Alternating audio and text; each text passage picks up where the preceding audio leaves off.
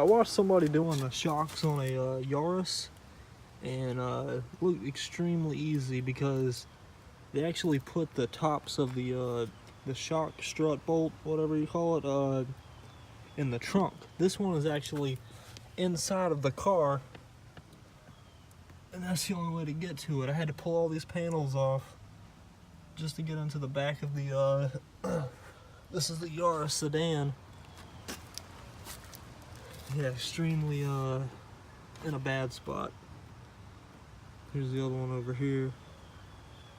But yeah, you gotta pop these panels off by the door. I didn't need to take this trim stuff off. I'll put it back up. But yeah, you got a whole nother panel right there by the door, you can see, that comes out of the center right here. But yeah, what a pain in the ass. I just went and picked up 2 new shocks because the back of the car is just really it's had it.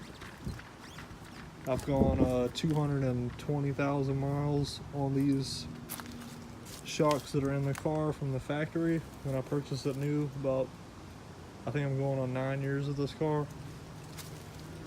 So definitely time to replace them.